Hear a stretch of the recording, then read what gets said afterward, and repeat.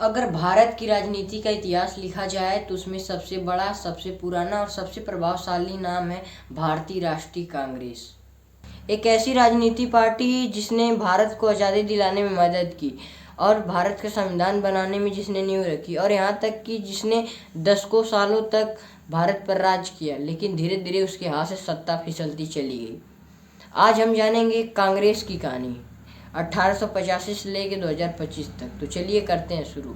साल था 1885। ब्रिटिश राज का भारत अपने चरम सीमा पर था और अंग्रेजों का शासन भारतीयों के अधिकारों की आवाज को कुचल रहा था।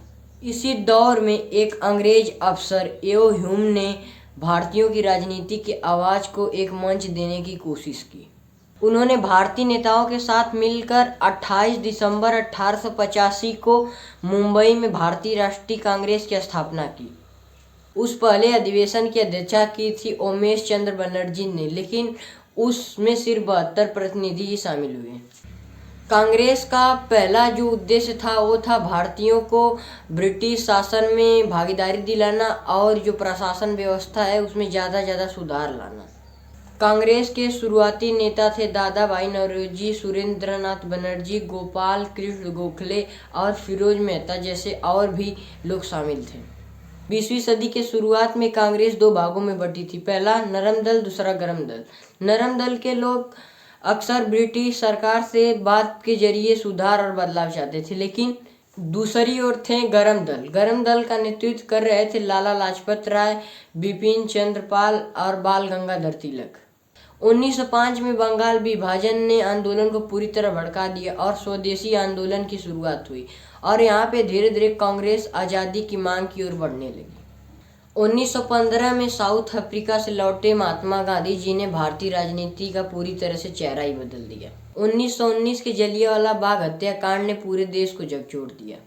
गांधी जी ने कांग्रेस को एक जन आंदोलन में बदल दिया और 1920 से शुरू हुआ असहयोग आंदोलन, फिर सविनय अवज्ञा आंदोलन और उसके बाद भारत छोड़ो आंदोलन सब कांग्रेस के नेतृत्व में ही चले।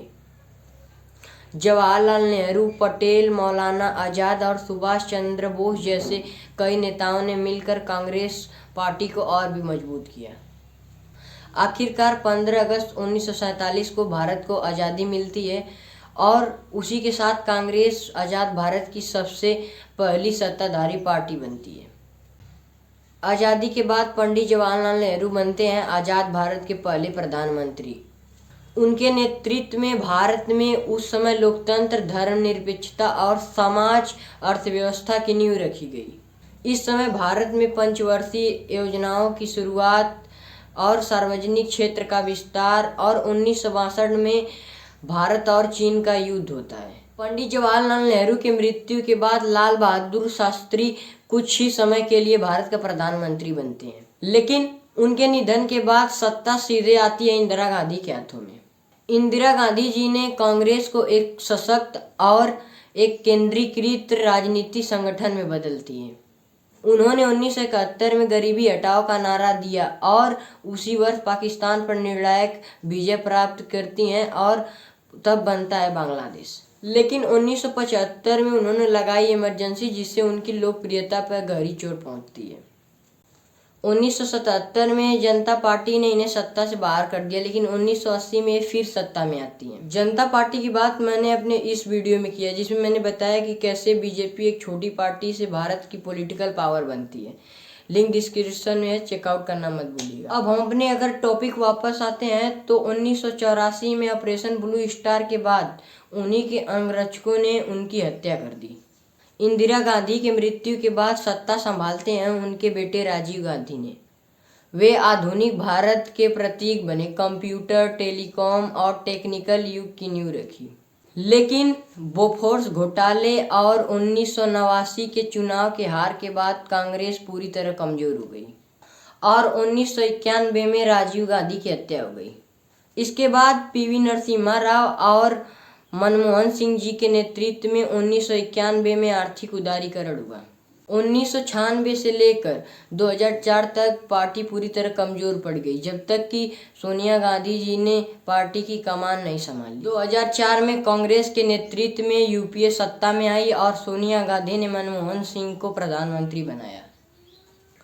मनमोहन सिंह जी के नेतृत्व में भारत ने देखा तीव्र आर्थिक विकास, सूचना अधिकार कानून, मनरेगा और परमाणु समझौता।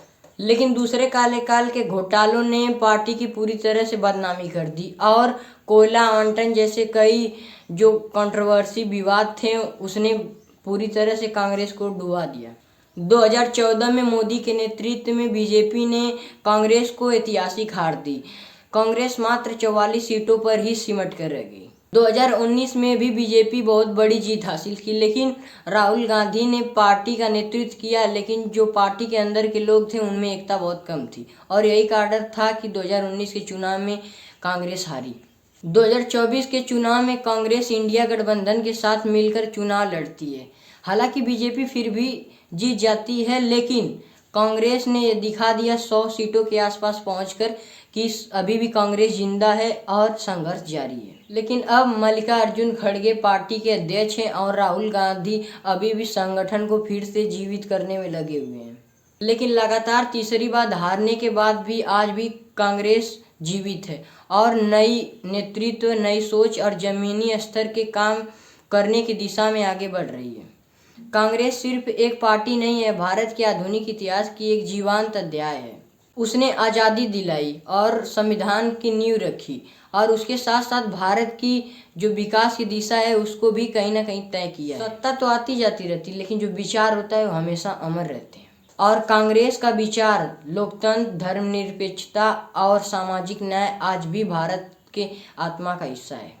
अगर ये वीडियो आपको इन्फॉर्मेटिव लगी तो आप मेरी ये वाली वीडियो देख सकते हैं जिसमें मैंने बताया है कि चाइना क्या ऐसा कार्य किया जो आज वो डेवलप हो चुका है और इंडिया आज भी डेवलप हो रहा है। लिंक डिस्क्रिप्शन में चेकआउट करना मत भूलिएगा और ऐसी वीडियो के लिए सब्सक्राइब कीजिए। मिलते हैं किसी नेक्स्ट वीडियो में, तब तक के लिए सीखते रहिए, समझते रहिए।